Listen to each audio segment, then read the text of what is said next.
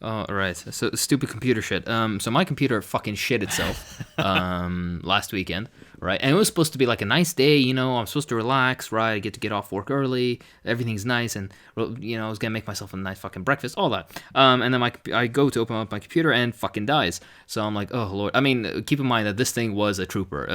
I have treated and mistreated this computer for years now. And finally decided to give up. It was on life support in any case. But anyways, it died, and then I was like, you know what? I need to. I kind of need to go and get a new one. The issue is that I need something that's kind of. Well, I want something decent. I don't want some just garbage fucking computer because I'd like to, you know, record my videos and edit and render and all that nonsense. So nothing in my little area could be found. So I had to go and drive. The closest place to me where I could get a decent deal was a city that was like 100 kilometers away. So not that big of a deal, but I still had to go fucking drive to another city just to pick up a computer. And then I brought it home, and then the fucking internet didn't work. So I needed to go and get a Wi-Fi adapter. It was a mess, but alhamdulillah. Now I have a fucking working computer to talk shit with you guys. Nice work. Oh, congratulations on your new setup. Yes, it's fucking still garbage. I'm still underneath the bed. It's only ever so slightly less ghetto. Well, you sound good. People will never know unless you tell them what you just did. So, yeah, that's true. Fuck. No, please. We're in some fancy studio in an upscale studio in Manhattan. All right, all of us are wearing turtlenecks. Right, we love the smell of our own farts. Talk in your name. The only place that's relatively sound isolationist around here in these commie blocks are the special bunkers underground, but those don't have heating. So I'm wearing like 7 layers of jackets sitting next to a literal fire that I have a little sound isolation box built around so that you can't hear the beautiful, beautiful crackling and only my voice. But yes, beautiful. it's we gotta do what we gotta do. Well, JT over there is probably in the same studio where Jay-Z records his singles. So. he says hi, by the way. Oh, okay. What a lovely. Can you tell him to send some money over to the next slice or something? Yeah, tell him to his billionaire ass can suck my fucking dick. Yeah. All right. So, hello everybody. You're listening to the Deprogram. I don't know. Do we normally intro this or not? Basically, today's. And I'm bad at introing, fucking bitch. Only the most professional intros over here, guys.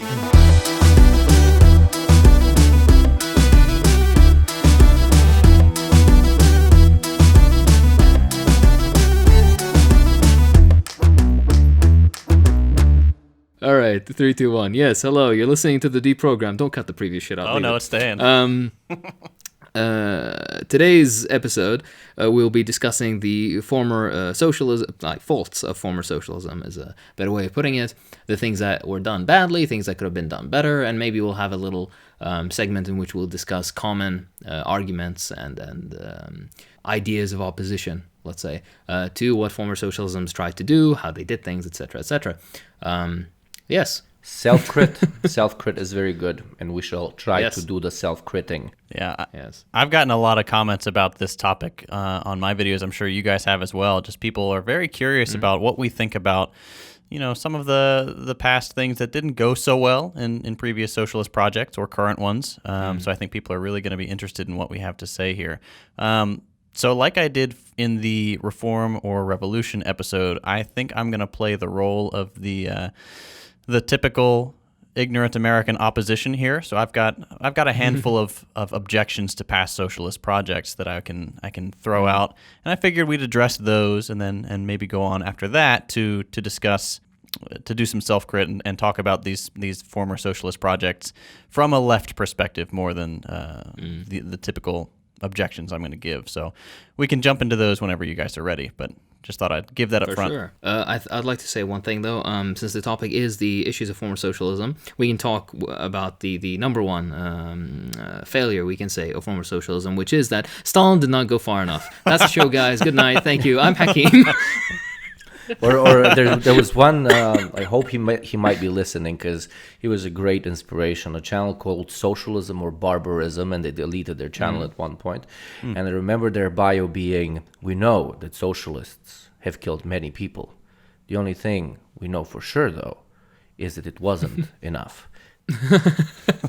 So yeah, to me, like, there's multiple things that we can touch on when it comes to specific problems, which came about with very virgin sort of attempts towards creating the quote-unquote dictatorship of the proletariat, and then the lower stage of communism or socialism, as we discussed in certain episodes before. But one of the biggest issues that I take with previous socialist experiments is the so-called anti-religious practices. In my opinion, they were just all around insanity most of the time.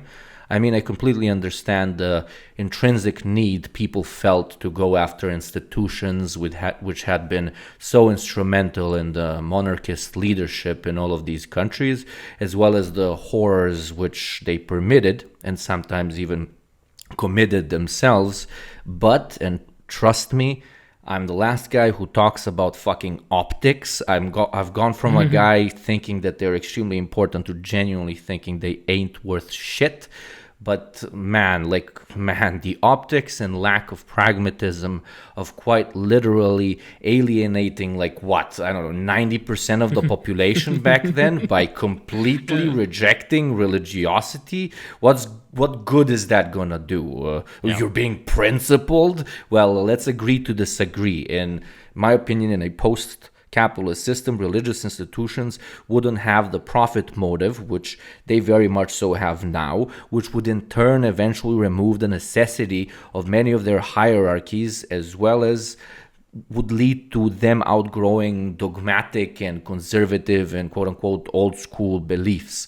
So even if your goal is true and absolute atheism, or whatever you fucking call it, which really isn't for me, but okay, you do you, the path to such a project isn't running in front of the problem and proactively banning said religions, because belief doesn't work that way. It's often immaterial and will only lead to a bunch of potential allies of yours eventually turning against you. It's short-sighted to say the very least. To build up on that point a bit, to kind of develop it, it was a very dogmatic application, and the fault really starts and ends with the Soviet Union, because they're the ones who started this precedent of being so anti-religious. I mean, some people can be like, oh, the French Revolution and the Paris Commune and that, blah, blah, blah. Yeah, kind of, but the big example that people want to follow is the Soviet Union, and that's, well, the example that was applied. Just to give a few examples of how this religious persecution or oppression was carried out, and I'm going to give a few examples of how it could be done better. Not the persecution, but like some sort of integrationist approach. In the Soviet Union at first, it was very accepting and all-encompassing of the various ethnicities and religions and groups, peoples of the Soviet Union. But within the Soviet Union, it was the sole example, because I'm coming from a Muslim tradition myself, it was the sole example under former socialisms in which the Christian religion faced more persecution than the Muslim one, even though both faced quite a bit. The Christianity was the one who felt most of the brunt in the Soviet Union. Interestingly, everywhere else, particularly in the Eastern Bloc, it was Islam that was very heavily targeted, usually at the expense, or no, that's not correct English, usually like to the benefit of what would be considered traditional Christian groupings.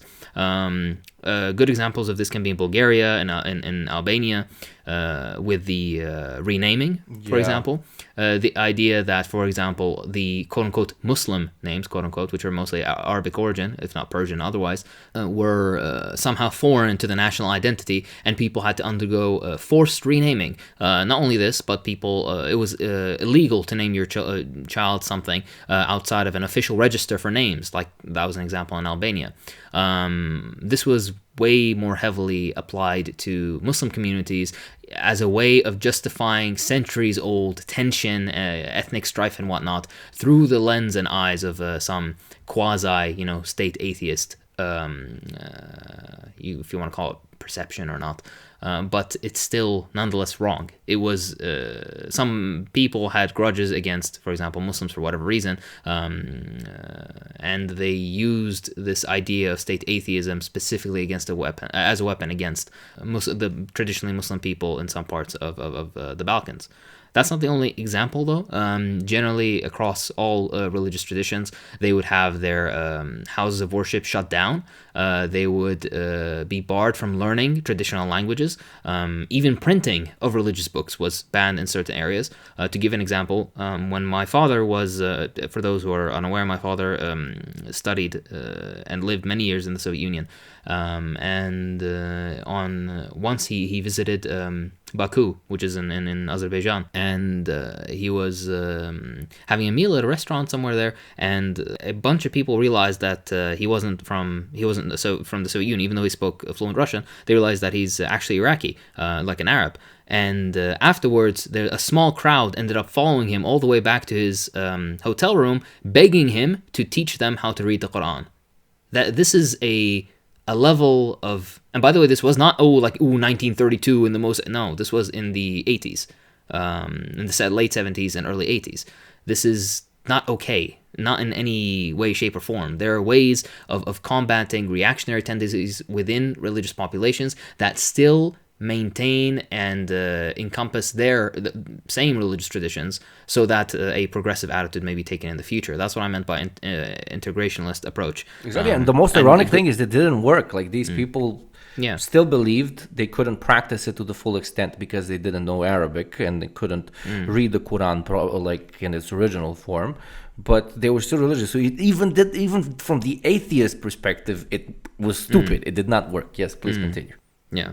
I'm sorry, because I'm probably dragging on this point a bit, but just so I can get all my thoughts out. The primary failure of this is, even after the dissolution, the illegal dissolution of the Soviet Union, I may add, all those policies failed, because everywhere where the state atheism reigned, now there's a massive rebound of religion. So all that oppression was for nothing. Absolutely. It didn't make, some new, the Homo Sovieticus who's, not predisposed to believing in a higher power. It didn't, usher us into some massive, era of scientific leaps and bounds without the, chains of religion. None of this shit happened. What ended up happening is you just destroyed lots of lives and prevented people from expressing themselves in indigenous ways, however you want to put that. I'm sorry, you got No, exactly. But sometimes it went even further than that.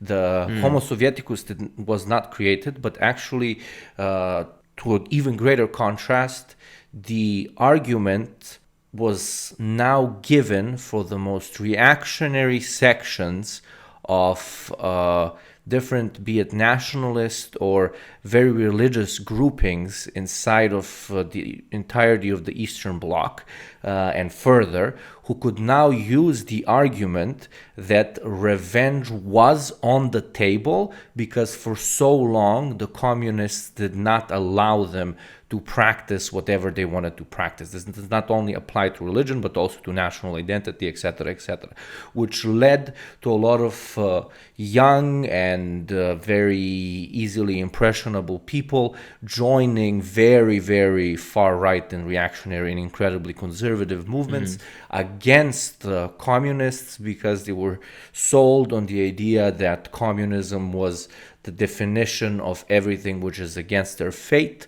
And honestly, to certain extents, when it comes to people from less educated areas, etc., I can completely understand them why they would go and participate in these anti-communist movements, because all their life and all of their dad's life, etc., they were limited in practicing it to the fullest extent. Maybe not limited as much as, for example, the radicals who told them to, start a civil war or go take up a school, etc., but surely to enough of an extent which would allow these people to radicalize youngsters into their movement. So it's a lose-lose from every single front. And you mentioned Bulgaria previously, and yes, over 700,000 Muslims back in Todor Zhivkov's days had their names forcefully changed or their citizenship revoked and they got deported to Turkey, which was presented as an attempt to quote unquote rid themselves of what was left of their previous imperialist overlords, which were the Ottoman Turks. But in reality, in my modest opinion, this was just a reactionary step towards motivating one part of the population against the other, a typical divide and conquer social mechanism we see in the worst of our enemies, which makes me even fucking sadder about this whole thing. And yes, I am all up for anti-imperialism, but once the imperialist nation, the structure, the government, the country has been ejected, humiliation or the expelling of the people left over by that imperialist entity doesn't really stand up to scrutiny, if you know what I mean. This is just a massive example of the potential horrors which could very much so happen in a country with socialist economic tendencies. Okay, great. But which doesn't do its part in creating a sort of internationalist consciousness, open-mindedness, a view towards being socially egalitarian and conscious inside of the country itself. And I think this could move us into kind of a subtopic of this topic, which is that surprise, not to a lot of people from our part of the world, but maybe to some of our Western listeners, a lot we tend to hear about just how much rights women received, minorities, etc., which is all very true. But very often, a lot of these countries, especially up until the 80s, were very, very socially conservative. You'll be surprised just how much. And if you want to, we can touch on this. If it's okay, I just want to add one little point. The amount of destruction of historical heritage as a result of religious persecution is also, like in the simplest way I can say, a damn shame. In Albania alone, over 3,000 churches and mosques were destroyed. Historic, ancient buildings with beautiful calligraphy or icons of Christ, Byzantine history, all of that was completely destroyed just because of, some irrational hatred of religion, which is beyond ridiculous. At least the Soviets kind of turned them into museums or something, which even that is very yikes. But yeah, and my TLDR point is, in the future, because this has given the ideological weapon to every single reactionary around the world, Exactly. especially within religious populations. The first thing you mention whenever you try to talk to a religious person about socialism or communism, they're going to say, but it is an atheist philosophy. It is something that is against religion. Haven't you seen what they did in Soviet Union, Albania, blah, blah, blah, right? This is especially my personal experience. So the TLDR is, this was one of the most severe failings of the global socialist movement, and in the future, isn't it better to bring religion under the arm of the state, of a proletarian party, so working class people who do believe can practice their religion in a way that is directed towards the development of society, towards egalitarianism, because every religion has egalitarian principles that can be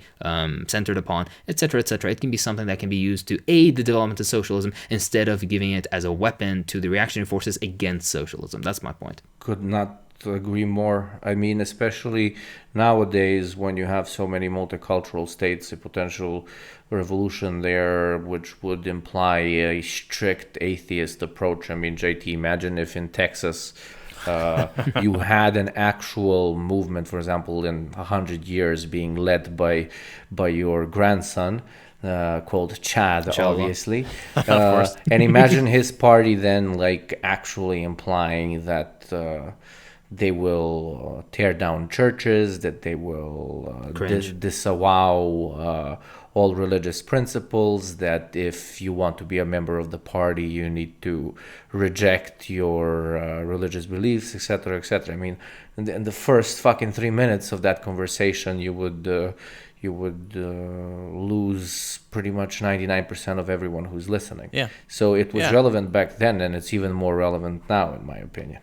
And Texas, or just the United States in general, is moderately religious compared to the vast majority of the third world, which is very religious. So you can imagine why socialism hasn't been that successful here, despite the fact that we've had massive movements and lots of impetus, material relations and materialities that would support the development of socialism and revolutionary attitudes. So yeah, you can see the grand failing in this scheme. But I think we've talked about this enough, and there's a lot more. We'll probably have a proper episode on religion in the future that we can discuss this further. as me, Hakeem, and JT were talking, it was like religion nowadays is seen as a kind of conservative value, which is kind of bullshit in my modest opinion. But this sort of image of the communists being incredibly modernistic and fighting against a religious current might make you think that they were, in the previous experiments, quite socially liberal and open-minded, and etc., etc. And as we've talked previously, in certain cases, yes, very much so. But there are these silly little things that have had such far-reaching consequences that I'm pretty sure when they were being passed as legislation, nobody would have ever even imagined. And a lot of these might sound silly now, but to people living in these countries with socialist tendencies back in the day, it was a very fucking big deal. What the fuck is you got me talking about? Obviously, I have to make 7 circles around the goddamn topic. For example, banning skateboards, banning Western music, or jeans, for fuck's sakes, is an extension to this exact conservative Real Pol Pot hours story, that I'm talking about. But wasn't only done with Pol Pot. Yes, Pol Pot was on steroids, but all of these policies genuinely made the East look like they were very weak during the Cold War, as if they were running away and hiding from the perceived wealth of the West. I mean, that's not what a government which is comfortable in its ideology does. I have countless stories from now I'm going to do a dad thing. I have countless stories from my dad of how he's super proud of his jeans and jackets from Western brands that he literally keeps until today, and how proud he was when he could afford them, when he could wear them in public, and he would be like the only one and nobody else would have it, or how jealous he was when some other friends would get like Levi's or something. You know, people saved Western chocolate wrappings inside of books for decades so they can preserve as much of the smell of high quality cocoa as possible. Like, don't get me started on like perfumes or sneakers. Or a sneaker in fucking, oh lord. I mean, you did have them at one point, 60s, 70s, etc. But I mean, to this day, like Eastern European schmucks think that McDonald's, the place they serve you fried cockroaches in a bun, is a cool, kids, edgy place to go eat at. The consequences of having something forbidden to you is very, very, very far-reaching. And I thought about this a lot, actually. Like, who's to blame for this, right? And had like plenty of conversations with older people who lived in those times, and many did like equalize the communist leadership of that time with these harsh, conservative, heavy-handed people. And sometimes they would go into saying that was necessary, and some would criticize them for that. But it wasn't necessarily that their ideology demanded them to be harsh and, you know, these always grouchy little annoyed dudes. But it was that most higher-ranking communists with power were what?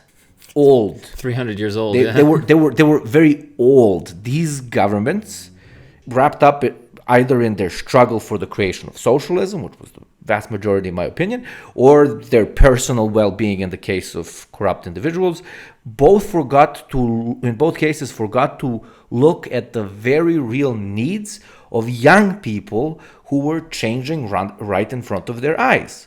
Yugoslavia's Tito was less guilty of this than others by pretty much opening the country to Western culture to an extent and translating it not as consumerist but as just different to the population so it can enjoy Western culture as much as it can enjoy Eastern and Southern and Northern, whatever the fuck Northern culture is. Fucking Norway, does that fucking have a culture? I'm sorry, Norwegian listeners. Yes, you do. I've been to your country. It's beautiful. What Tito did, a lot of socialist experiments cannot really state having done. And it might have hurt it. It might have helped it. This can be a debate. But again, having a lack of representation of the people who are at the forefront of cultural change inside of your governance, whatever system you're in, is going to lead to a massive dissonance between the actual people that live in the society and the ones who are helping run it. And number two, when you have strong rooted beliefs that you are right and in the long run that the struggle will be correct, what the fuck are you doing arresting kids for painting graffiti or fucking making DIY skateboard ramps and fucking skateboarding in front of communist malls or whatever you want to call it, called gooms, by the way.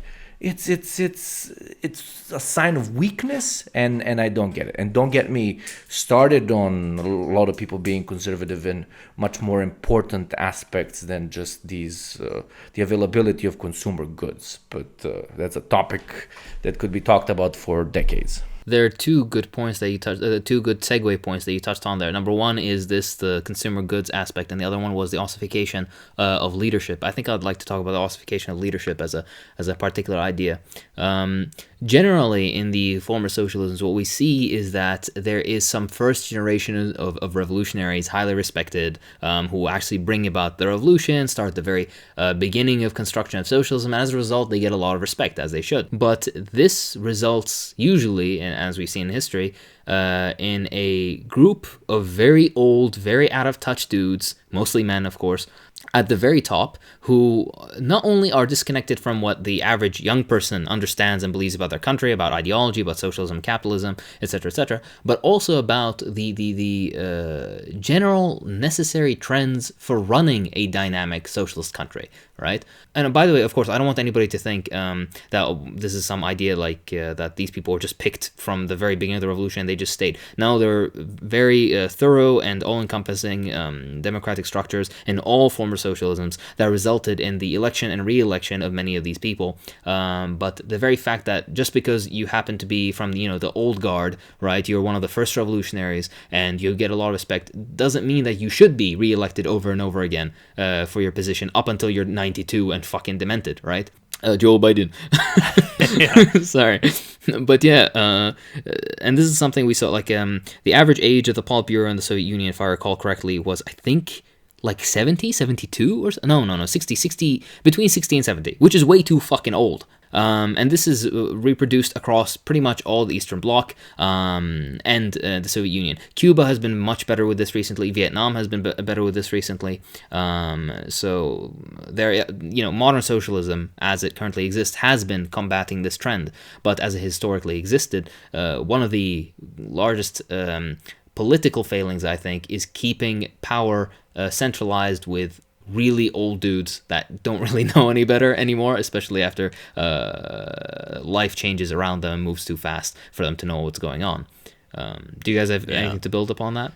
Well, yeah, I mean, even in non-socialist societies like the United States, we have a huge problem with age in politics here. I mean, all of our representatives are ancient, or they're very young fascists. In the case of people like Hawley, for example, he sucks. But it is a common issue that we run into, where you get these people who, because they are older, are seen as more experienced. They have accumulated years of knowledge, and therefore are determined to be more qualified than a younger person. And I think that is something that we need to address in any variant of society, whether socialist or not, because we can't make progress if these same ancient ghouls are refusing to listen to what the younger people have to say.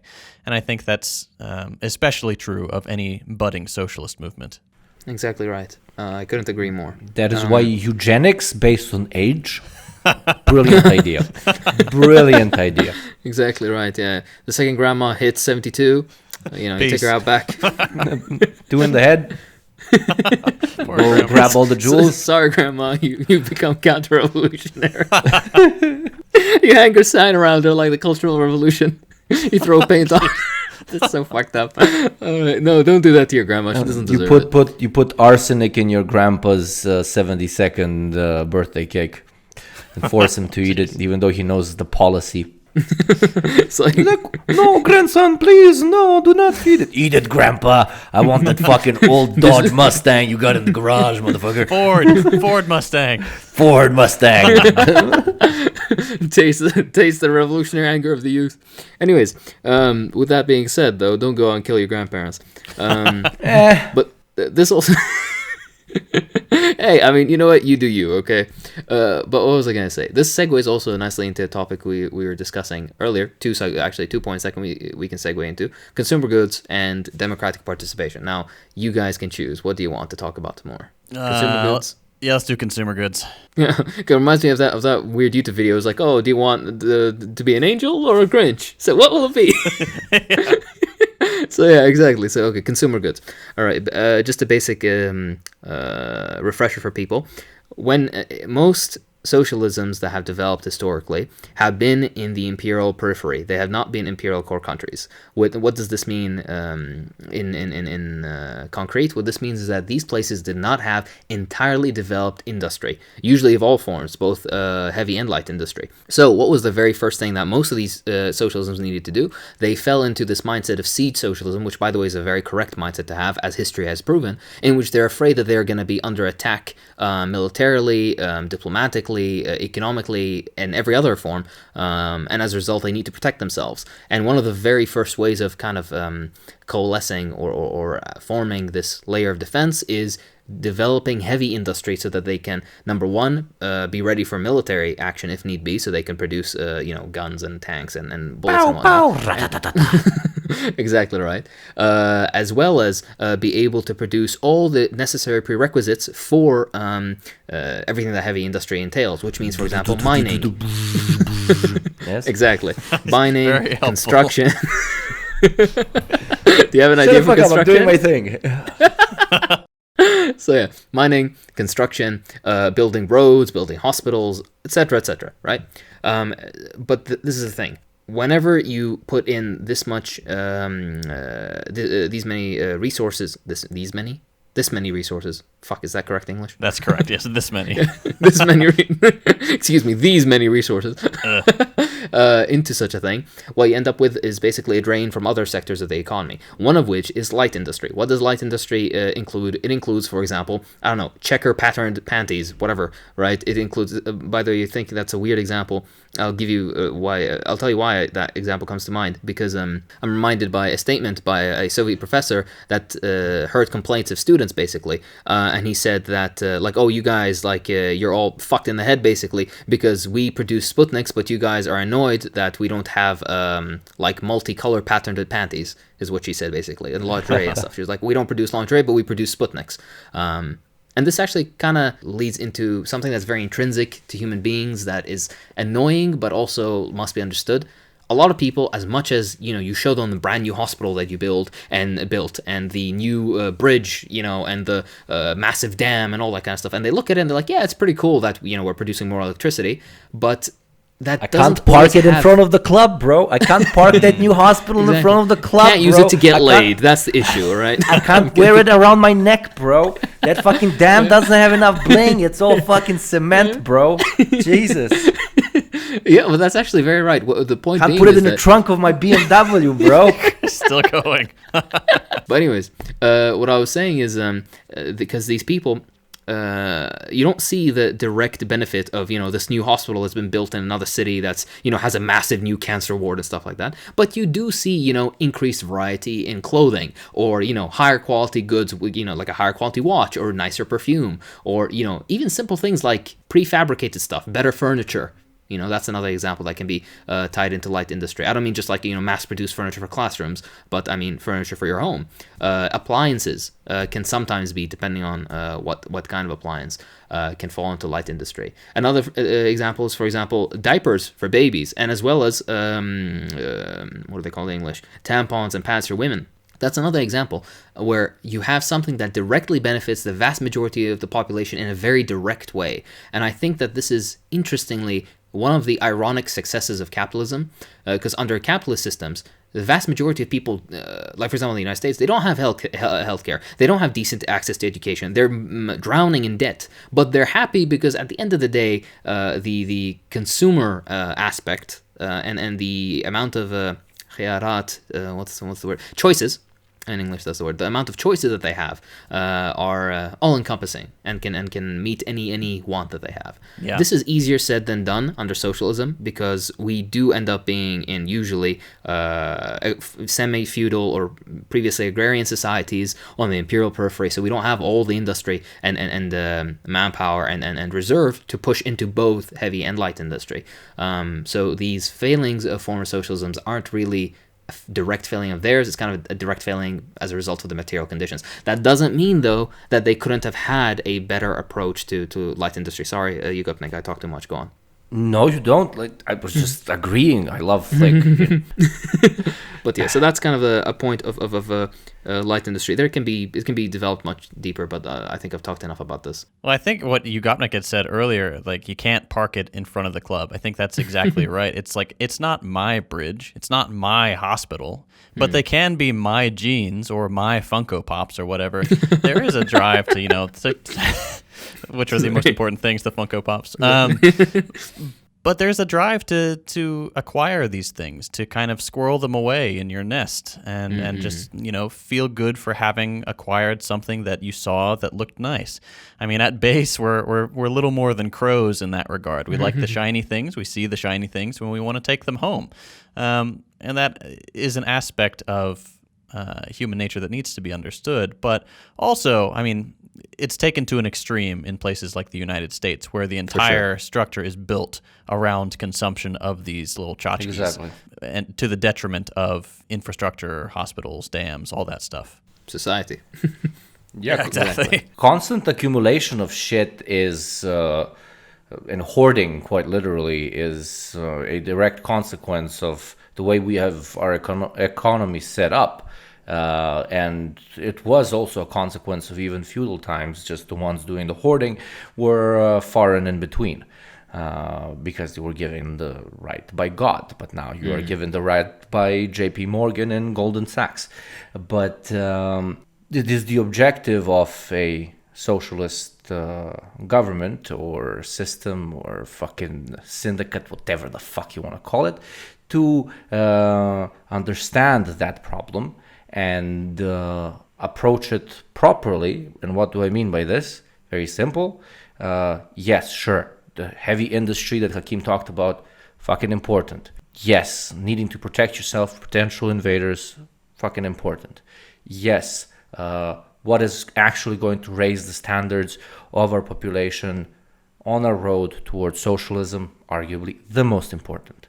But also keep in mind that people having genes which one is checkered and not in lower stage of communism, and while you're building socialism, also important, because there's that guy over there in the US or in West Germany or in London who has those checkered pants and who's continuously going to be flashing them in front of you. He's not going to be showing you people living in ghettos and fucking starving and children working in heavy industry, but he is constantly going to bombard you through radio waves, through satellite TV, etc., about just how much better they have it over there because they have these little things.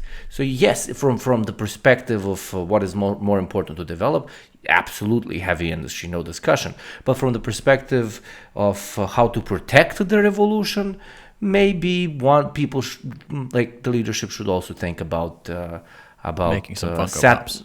Exactly, satisfying some of the lower needs that people might have. And yes, I will use the word lower needs because they are lower needs. They're these individualist, liberal thinking fucking cringe fests, but they are embedded in our mind. I mean, I joke about the fucking BMW all the time. I joke about fucking wear my fucking gold all over the fucking place. Yes, and I understand it, and it's embedded in my brain. But as we're moving towards more stable class consciousness and true achieved class consciousness, we have to go through a few generations of people which will still give a fuck about this very intensely, and that needs to be addressed. But I just wanted to continue, would be a very nice segue into different things that people are very afraid of. There's different things that people are very afraid of when it comes to the way revolutions went and the way certain policies were enacted immediately after revolutions in previous socialist experiments that I don't think would happen in a more modern approach to a, for example, socialist revolution. And as an example, I would like to talk about just touch on the concept of nationalization. I can't even pronounce it in English, but let me explain it to the viewers who don't know. The majority of past revolutions came at a time where, for example, there was a massive scarcity of places to live at. Literally, there were no houses, not enough houses and apartments. So once the bourgeois was expropriated, which means we took their shit, they had to share their houses, their mansions, but very often even like average apartments and homes with plenty of strangers they've never met, imported from some village for the needs of usually industrialization, from the villages to the cities. So a lot of people make the joke, oh, my family ran away from communism because they stole my grandpa's slaves. And sure, I mean, that applies in most cases, in my opinion, but also doesn't in some other ones. I mean, class warfare is a very harsh motherfucker, and I honestly will not, sit here and feel pity even for the smallest of petit bourgeois workshop owner who did most likely have everything taken. Like, I don't know, an example, my girlfriend's anarchist great-grandpa who had a little metal works shop, it got completely nationalized and he was basically, his life standards fell massively. But my point isn't to feel bad for them, but my point is the following. What do we have today that back then we didn't? When it comes to places to live, we have far more of them than there are homeless people. When it comes to homes to own, millions of apartments in the US alone are ran by parasites who give them out for rent and don't even live there.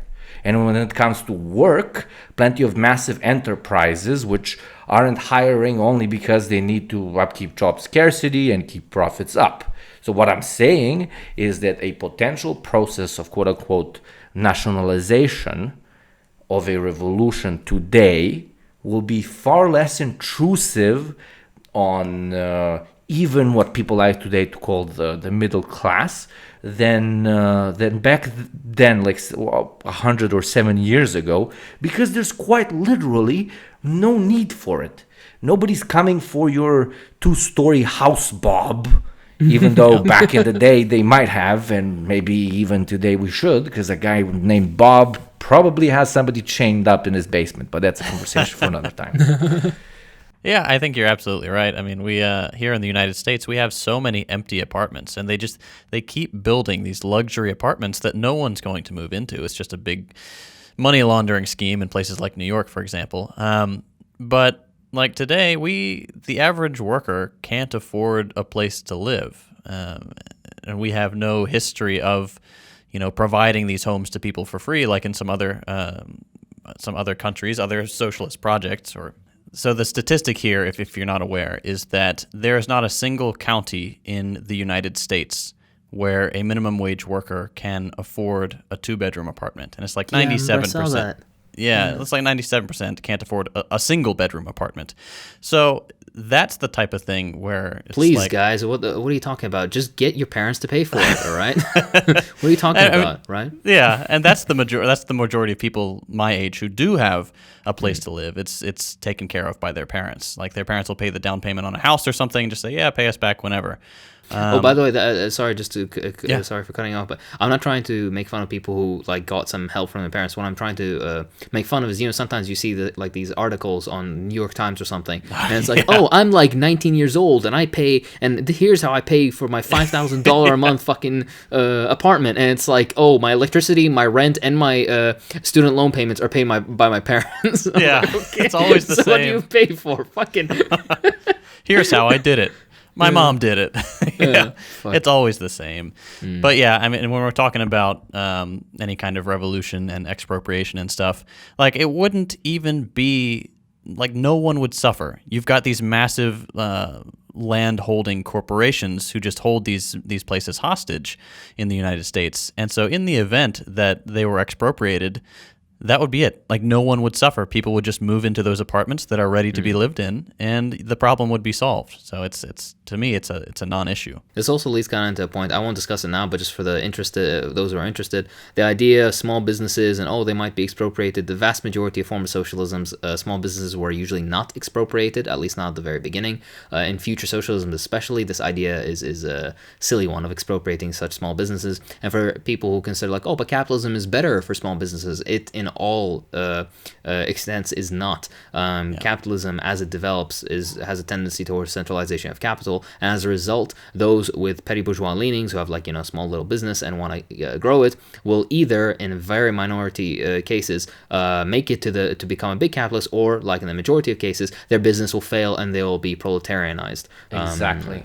Incredibly important point. That's an incredibly important point, because ironically, and I don't think this happened at any point in history before. Okay, maybe in the last decade it started happening, but I'm going to say it. The petit bourgeois have more class interest with the proletariat today than they do with large capitalists. Literally. Which is fucking hilarious, even though a lot of them are horrible employers and treat people like shit, etc., etc. But their interests, just the greedy interest of what they would be living like in the next 50 years in, for example, a fledgling socialist experiment, or in the next 50 years of their existence in capitalism in the direction it is taking now. Trust me, the first option is much better for you. Yeah. And just to, again, just tie it all together with the idea of, with expropriation also comes abolition of private property, because that's what communists want. And Marx already, rebutted this point with people like, but you're going to take my private property. First of all, the difference between personal and private property, this is not a 101 episode either way, so you should already know this. But Marx already rebuked this point by saying private property is already done away with for 9/10 of the population. Right? You don't own any massive tracts of land. You don't own acres and acres of agricultural fields. You don't own mines. You don't own massive factories. You don't own shit. At most, you have a fucking guitar and your toothbrush and your dragon dildo. I don't know what the fuck you have, but you have this handful of things, and most likely you're renting an apartment or whatever. But even if you own one, again, personal property, there's nothing that's going to be directly expropriated and taken away from you. And this is also further reinforced by the fact that if you look at top home ownership percentages across the world, the vast majority of countries where there's a high percentage of home ownership are almost entirely all former socialist countries or current socialist countries. So this is just a point to build on. How did you know about my dragon dildo hidden behind my guitar? Please, okay. I hack into your webcam and I use it when I'm lonely at night. but it was such a surefire plan, I bought a guitar that I never learned how to play to hide my dildo behind.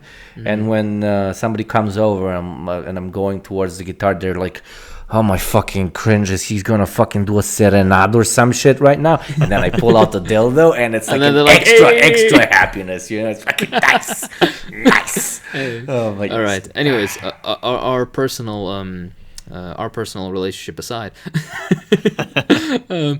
let's circle back to criticism of former socialism. I think a point that a lot of people are actually waiting for us to talk about is the idea of democracy and democratic participation. If you guys would allow me to begin. Generally, across all or the vast majority of former socialisms, there was and even modern socialism continue to exist democratic structures across all levels of society. The biggest lie that you've ever been told is that the former socialist countries have been dictatorships or they weren't democratic or what have you. A actual nuanced and honest study of it will, at the very least, at the very minimum, put you in the headspace of, yeah, it was democratic, but their democracy was in some way flawed. And in that train of thought, you can't make it any more any worse than what passes for democracy in the Western dictatorships of the bourgeoisie. That being said, though, just because there was democratic participation at all levels of society doesn't mean it wasn't limited. What do I mean by this? I'll use Soviet examples at first, and then we can expand it to other ones. Maybe you can add something from Yugoslavia, because that's a area of lack of knowledge in my mind. But in the Soviet example, there were issues with instant recall. For those who are unaware, legally within the Soviet Union, there were clauses that you can hold a vote to somebody and then you can recall them from a particular position. This was an idea, and this was something that existed in their legal tradition. But when you look at the research into this, you see that this was rarely, if ever, conducted. Now, I have never found anything that indicates that they were prevented from doing so. Like it was just, like, haha, we're going to make people think like we have instant recall, but never actually practices. It just wasn't ever practiced. I'm not so naive as to think that this means that every, Soviet official ever was just so great that they never need to be recalled. But I think this is a field of democratic education, we can say, or education on democracy, in which people probably didn't know that they had this ability, or probably weren't properly educated in this ability, or there were certain limitations made on the process just to make it more, bothersome, so people didn't end up bothering to do that. But that's kind of a minute point. The larger point of criticism of democratic processes were, this is how it is. Number one was a point we already tied on, the ossification of leadership, that there were really old people as a result of respect in other fields, other concepts. They maintained positions for way too long that they shouldn't have been in, number one. Number two, there was a sort of, in the inverse of this point, there was a sort of ageism, we can say, where the idea was that certain young people wouldn't be suited for certain positions, which I personally disagree with. I don't see why a 28-year-old would do a worse job than a 38-year-old, personally. A third point, which is more important, is this.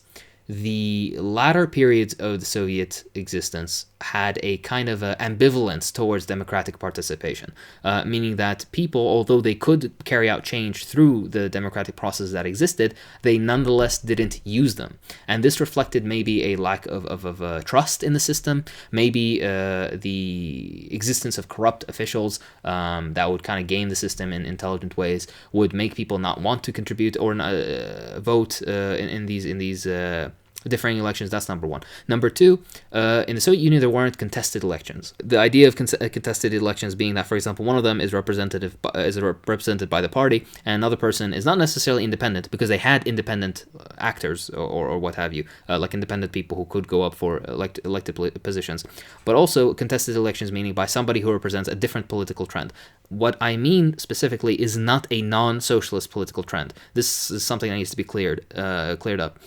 The very idea that, multi-party democracy is somehow more democratic is flawed, because in the US, we currently have a quote-unquote multi-party democracy, but your choices are between the capitalist party or the other capitalist party and the other numerous third capitalist parties. There's not really a proper opposition. This is not democratic. And in the sense of the word, socialism does try to represent the general aims of the working class, and the working class being the vast majority of society. Anybody who would be trying to vote for capitalism isn't voting for the general interests of the mass of the working class, and that's why I don't personally agree with multi-party democracy, with the idea of capitalist parties being available. But very interestingly, in the Soviet Union in the late 30s and very beginning of early 40s, there was a drive to have contested elections with a secret ballot and everything, all that kind of stuff. But it was scrapped. By the way, even in the Soviet archives, there were prototype ballots and everything. They had the system completely set up, but it was never actually put into practice. And the reason it was never put into practice was World War II started. And then afterwards, of course, the idea just kind of died. God knows why. I think it's mostly careerism, which is a point that Yugopnik is going to touch on after this. But yeah, this is a point. And number two, I know I've said like number 1, 2, 3, and I've fucked up the order, but you guys know what I'm talking about. Number two as well is that a lot of democratic participation or democratic decisions were passed down from the Soviet Union to other countries. What does this mean? Usually what the Big Brother Soviet Union did was what other countries would follow, and they would just kind of and like their equivalent of the Politburo or the National Assembly or the Supreme Soviet, whatever their equivalents may be. Just because Big Brother Soviet Union voted for it, we think we're going to do it too, because they probably know better than we do, like more developed in socialism, blah, blah, blah. This didn't happen always. For example, Hungary has a few decent examples of opposition to Soviet dictates, Czechoslovakia as well. Romania is very famous for them. But many other countries went the other way as well, where they just kind of accepted what the Soviet Union decided, and they technically did vote on it, but the seriousness of that vote can be called into question.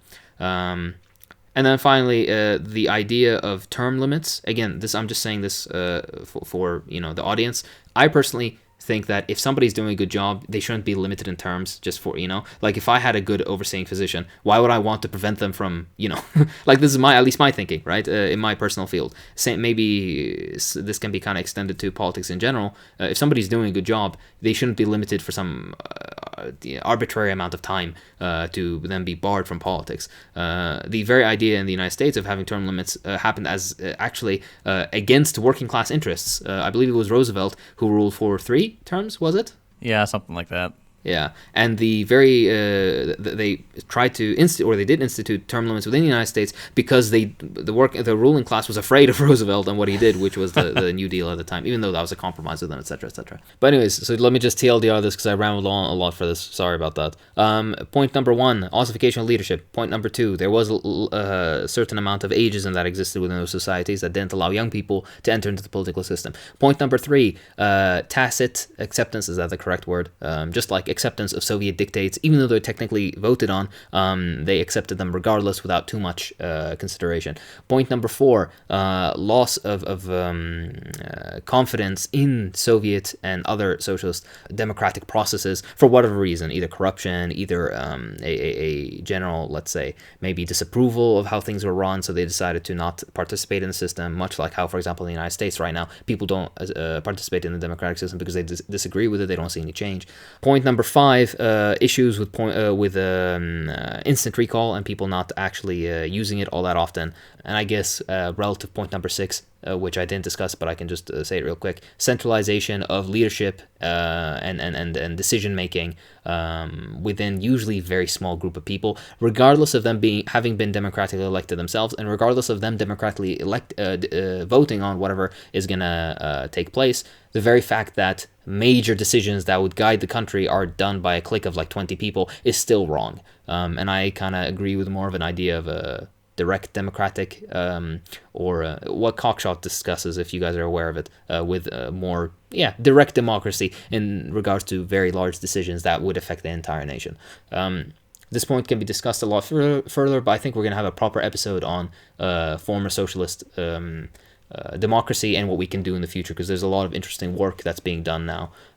And yeah, that's me. I'll shut up now. No, that was fantastic. I mean, you guys had so much interesting stuff to say, and I'm sure you could have gone on forever. But now that we've discussed all the good faith and self-crit stuff, let's move on to the bad faith and ignorant stuff, and that's what I'm here for. So I'm going to play the role of the typical American, and I'm going to give you guys some common objections to socialist projects. And I'd just like to hear your thoughts on these, and some of these are very poorly formed, and that's the point. So let's just before jump you in. start. So just one last point. Because JT said that like we've gone through some criticisms. I think this is patently clear. There are so many more. There are dozens more. But otherwise, this podcast episode would be like 4 hours and nobody would fucking listen to it. So maybe we'll do something extra. But we've touched on maybe 4 or 5 major ones, and I think in our notes themselves, there's like 12 others that we could have discussed that we didn't get to. So just Notes? Anyway, sorry, What JT. Notes? I don't use notes. It's Excuse all me, this is directly off the from dome. my brain. Off the dome. Sorry, JT. Go on. All right, let's jump into my first objection here. Let's see. All right, here's one. The economics don't work. These experiments always failed. So this is a really common one here in the U.S. You see these, like the dissolution of the Soviet Union, and like, okay, obviously the economics didn't work. It was just a failure. So what do we say to those people? Eat my ass. Eat my ass. But yeah, if the words like these are coming out of your mouth, I'm not sure what type of stuff is coming into your mouth, so I would not let you anywhere near my ass with that mouth.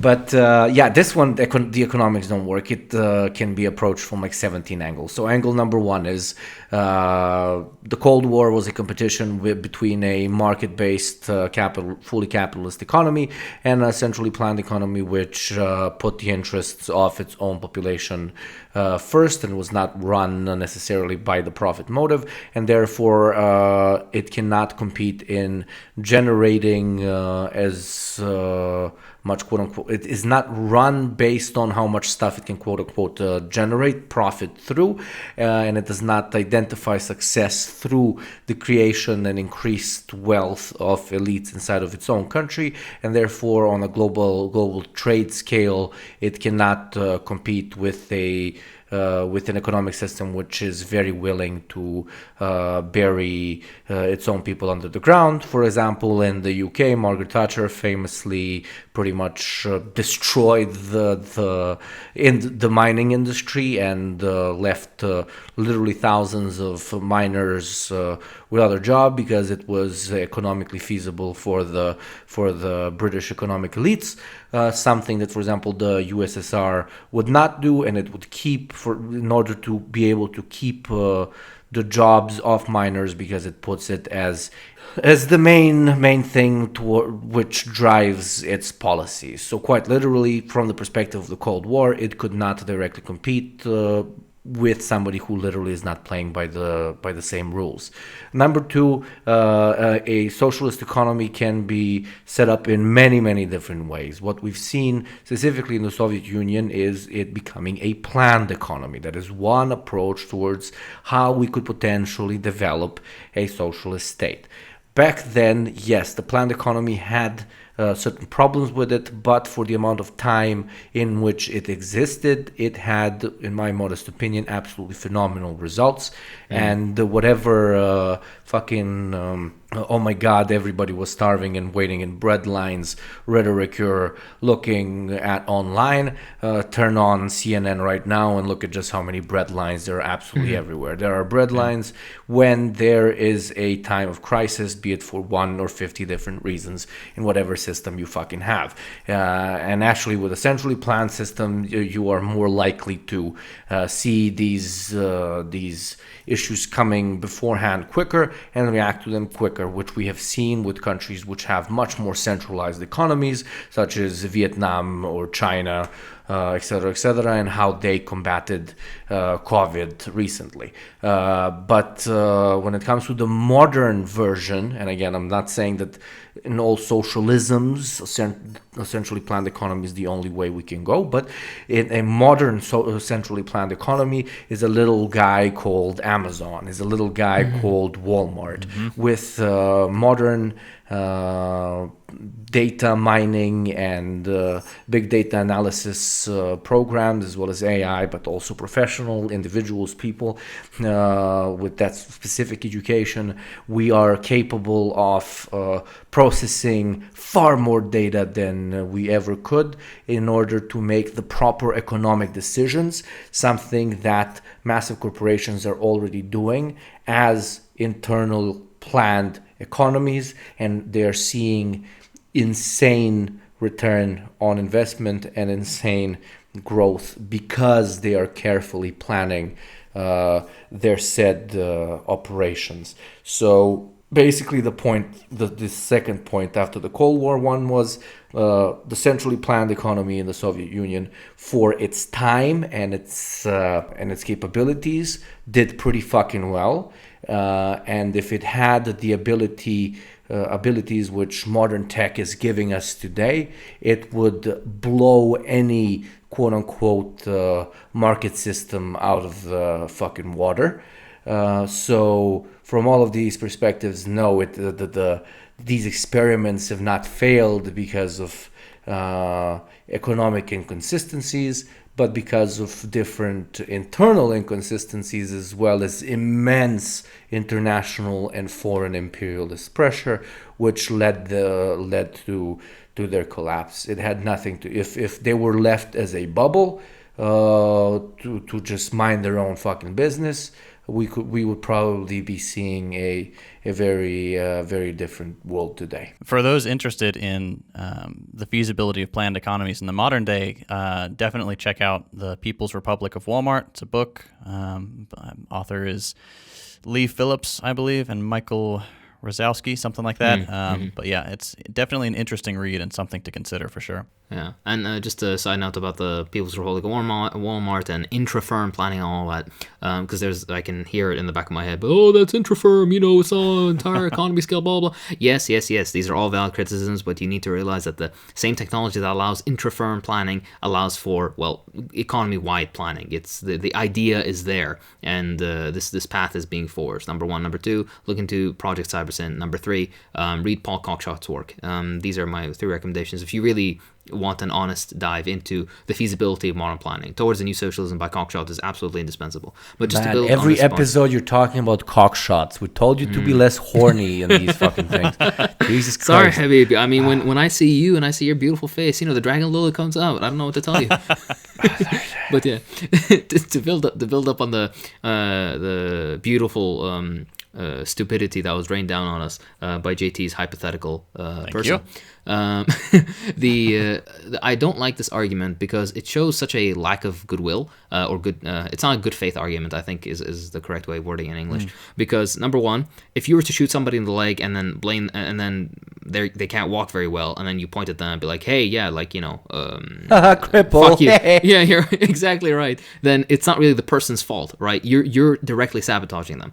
But this is the thing. Imagine if you were to shoot somebody in the leg and then they start sprinting like a professional fucking sprinter, right? You'd be like, what the fuck? And then you think, imagine what he could do if I didn't shoot him in the leg. That's a better analogy of socialism, because socialism, despite the diplomatic vilification, economic sabotage, military invasion, and every other fucking negative isolation of every sort, every form, all the negative shit that the Western capitalist powers would try to do against, for example, the Soviet Union, regardless, within the span of 30 years, a backwards feudal... I don't want to say backwater because I said backwards, but you know exactly what I mean. Where peasants used wooden plows, right? Where they had no industry practically, aside from St. Petersburg, and it was mostly cannon production and bullshit like that, right? A country in the span of 3 decades that came from that sort of shitty situation to being able to, number one, defeat the Nazis, and number two, conquer the cosmos, and number three, give an example to the rest of the third world and developing world of an economic alternative to capitalism. This is mind-boggling to imagine. And just think, just like Yugopnik said, imagine what they could have done if they hadn't been restricted artificially in all these different ways. That's number one. Number two, just like Yugopnik said, the point of socialism is not to maximize profit. So you're playing a game that socialism is not meant to win. Maximizing GDP, for example, is bullshit. You can have a country with fucking 10 million people, but one dude is a multi-trillionaire, and the GDP will be very high as long as he spends that money. It doesn't change the fact that the country can stay very poor. Same thing with socialist nations. They weren't directed towards maximizing profit, so it's a stupid point to make. And number three, if their economies were really, or the idea of socialism being not feasible because of economic failure, what would you say of the economic boom and bust cycles of capitalism? This is just hypocrisy, really. There's a lot more points to delve into, but if you're interested in the economic calculation part of all this and planning, then you can check out my video on the economic calculation problem. I forgot what I fucking called it, but yeah, just go on my channel, write ECP, Hakim ECP, it'll come up. I have lots of sources that you can check out if you're interested delving deeper. Sorry for taking so long. JT, next point, sorry. No, that was fantastic. I think you guys hit on a really some good bits of information there, and turned what is generally a bad faith argument into a good, genuine discussion. Yeah. So, all right, let's move on to the next one then. Here you go. Enjoy. Mm-hmm. Big Brother is always watching you. You can't say anything bad about the government. Bro. Do you want to take this one? You go, Habibi. I will get too angry, I think. All right. So this is a very stupid argument, because whatever you think the Stasi did and every other quote-unquote, secret police, the NKVD, they came and they licked my balls, I don't know what to do. Right? Whatever you think they did, right? Modern capitalist surveillance is trillions of times worse. It's trillions of times more fucking extensive, right? It is the most stupid... I'll give you a perfect example, all right? Whenever I see a stray cat, right? Because I don't know, just for some reason, whenever I go, I have a strong affinity to cats. So I go and I pet them, and I start talking to them in my stupid fucking, I'm going to talk to your animal voice. And I'm like, I say something to the equivalent of, oh, you little baby, look how cute you are. You're such a cute little baby. I use the word baby over and over again. Literally, I come home, and then if I open fucking Instagram or whatever the fuck, the first thing I'm going to see is an ad for, or YouTube, I see fucking ads for diapers and for, what's it called? Breastfeeding formula, that's what it's called, formula, and all that kind of shit.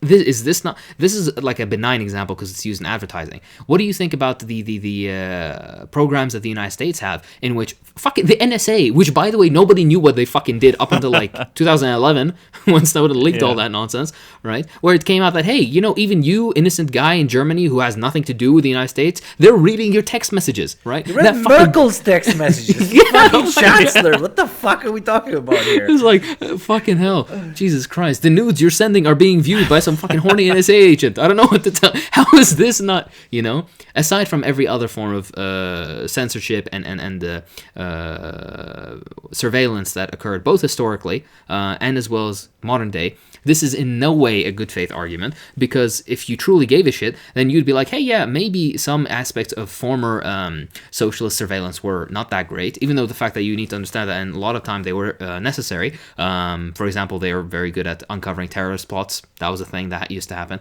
They were good at making sure that there isn't a counter-revolutionary movement in society. A lot of fascist nonsense was stopped in the Soviet Union. Reactionary fascist shit was stopped in the Soviet Union because of this surveillance. So, swings and roundabouts. But if we can say some aspects of that were kind of unsavory and maybe unnecessary. But if you're going to have this opinion, then you're going to have to be far more harsh in criticizing what modern capitalist nations do. So either, you be honest and you criticize the one who deserves to be criticized more, or you reveal yourself to be, a boring ideologue who only cares about trying to pretend to be smart by criticizing socialism when you don't understand what the fuck it was about. I will use the greatest anti-communist argument ever invented against the anti-communists, which is iPhone. What do I mean by this? If you think there was a big brother surveillance mass indoctrination system in socialist experiments, sure, from time to time, maybe. But iPhone, just iPhone. The iPhone you have in your pocket compared to the most advanced Stasi technology is a fucking NKVD mass murdering, as Hakim said, ball licking machine. The iPhone puts the fucking SS, the fucking Gestapo, to shame. Okay? So don't come over here in my fucking house talking to me about fucking surveillance, because you guys are the fucking kings of it. And it's individual private enterprises who are like, it's not enough that I'm selling him the phone. It's not enough that I'm selling him the phone every year. It's not enough that I'm getting percentages from all the apps that are being sold on this phone. It's not enough that I'm getting it made for cheaper and cheaper, so my profit margins are increasing. It's not enough that I'm making more and more arguments on making it a bit 5 to 10% more expensive every fucking year. None of this is enough. Also, let's also sell their private info.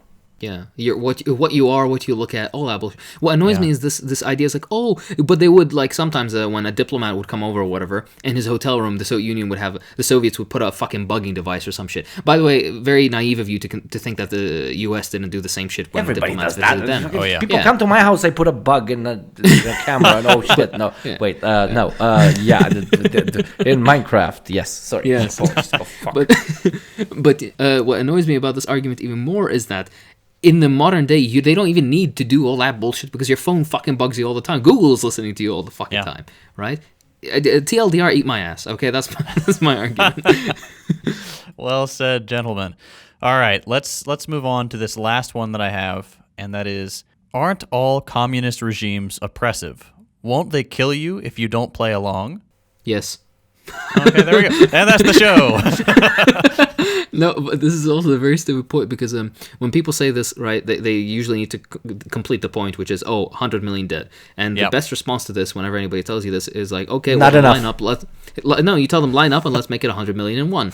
But this is also very stupid because it has no grounding in reality. The idea that anybody who resisted or who was a dissident was killed, that's not true. The very worst thing that could happen to you, and this was the absolute worst thing that could happen to you, was you'd be arrested. And not because, you have some, you wrote a book that was too sensitive for the fucking censors. No, it's because usually you passed out fucking fascist propaganda. That's Solzhenitsyn was a perfect example of this. People are, he's a dissident because, he wrote fucking, he was advocating against the Soviet system. He just was, free thinker. No, he was out literally handing fucking fascist leaflets at universities to students. All right, this was not a good guy. This is not a dude you want on your fucking side. All right, and this kind of goes for most of them. A lot of Cuban people who were dissidents, if you look at the shit, they because Cuba's actually fairly chill, right? You'll be in prison for a small period of time. Then eventually, if you actually want to get out, then they'll give you a visa to leave the country if you want to, and then they fuck off and they go to Miami. And then you listen to the shit that they say, and then like, the stuff they say about blacks, the stuff they say about, it's like. I remember I was watching, what was this? It was an interview of one of these, you fucking, they took my slaves, fucking Cuban, all that kind of stuff. And one of his central points was that, the blacks that used to work on my like parents' fields and whatnot, in agriculture, basic ups, practically slaves. They were educated and they started becoming doctors. Who did they think they are? This was an actual guy who he was thinking he was making a good point against socialism. Right? If I can find the thing, maybe I'll send it to you guys. But oh my god, you can hear I'm not making fucking coherent points because this fucking pisses me off so much. It's so stupid. By the way, Friend Hampton was shot in his sleep by an FBI agent right in front of his pregnant wife. All right. Yeah. Malcolm X was assassinated. Right. Same with Martin Luther King. A dude just fucking froze to death because he can't afford fucking rent. Communist regimes will kill you if you disagree. Fucking capitalist regimes don't have to kill you. You will fucking freeze. they'll kill you if you don't have money to pay for something. No, I'm just saying, the entire Black Panther, if you look at this, it's insane. Almost the entire cadre of the Black Panther Party is either dead or in prison. Mm-hmm.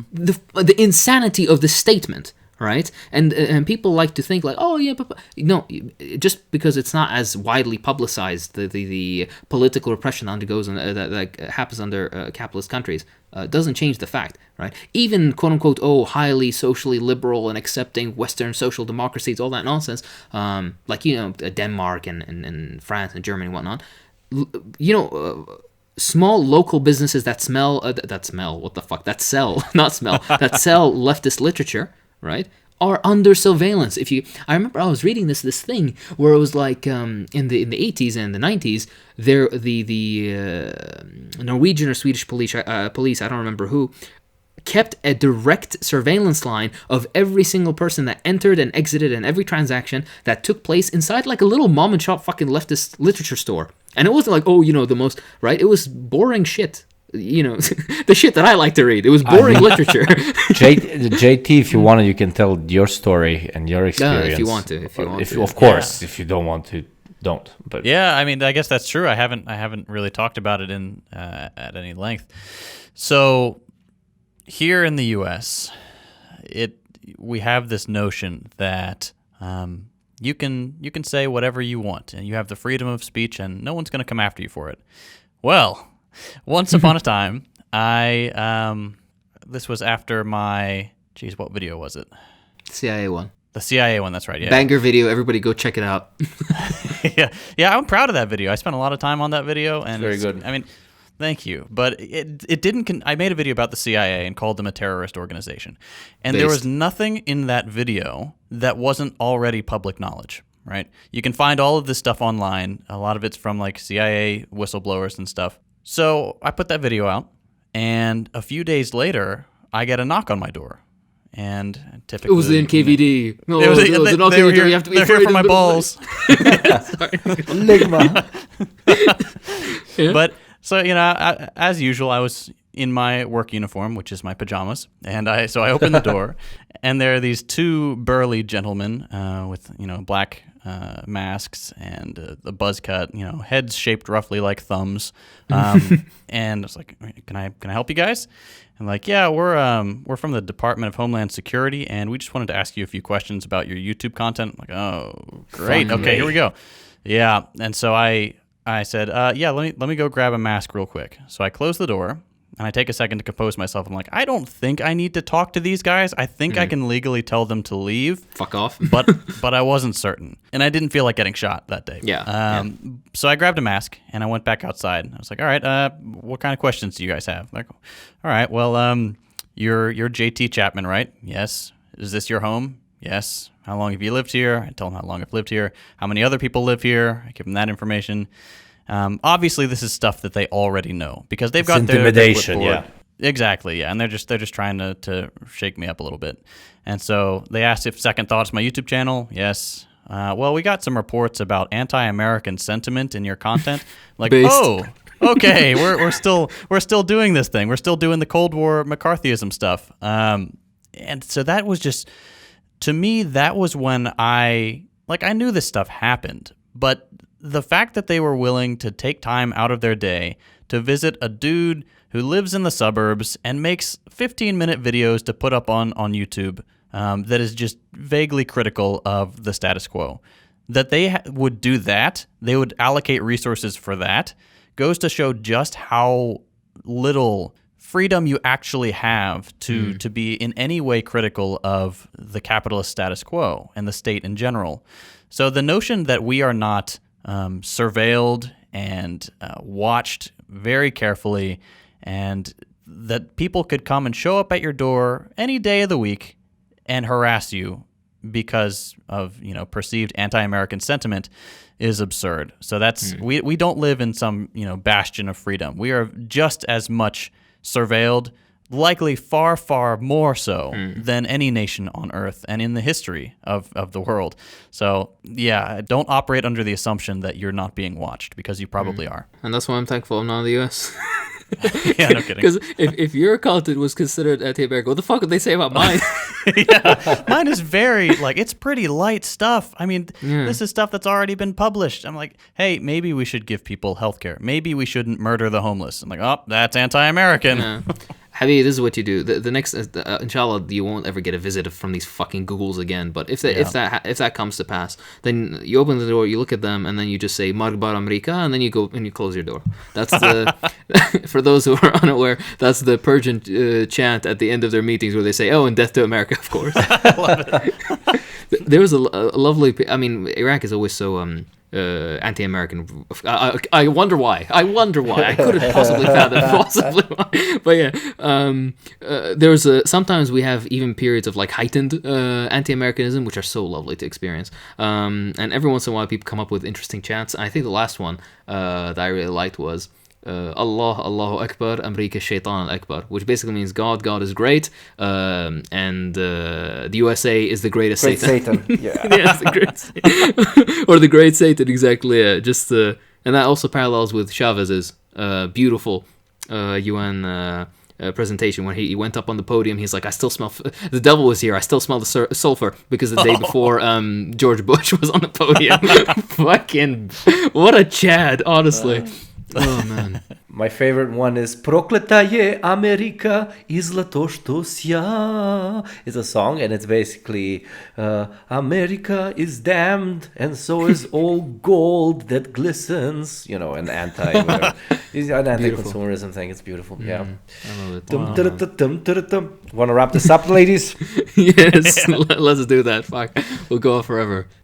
All right. Well, then that was the nice wrapping up. Thank you for sharing, JT, the horrible experience you had, and inshallah that won't ever happen again. We all hope for the crumbling of the future American empire. Mr. CIA agent who's watching this, I hope you're enjoying being radicalized. Join us. And become a tier 3 sub. Join the Patreon. Oh fuck. But yeah, so that was the podcast. Of course, like we mentioned earlier, there's so much more that we can discuss about false form of socialism. There's also a lot more of those silly little arguments that you hear a lot that we can counter, but sadly the time doesn't allow. There will be more future episodes, I promise you that. So, with that being said, I'm Hakeem. I'm JT. And I am Yugovnik. See you later, guys. Mwah.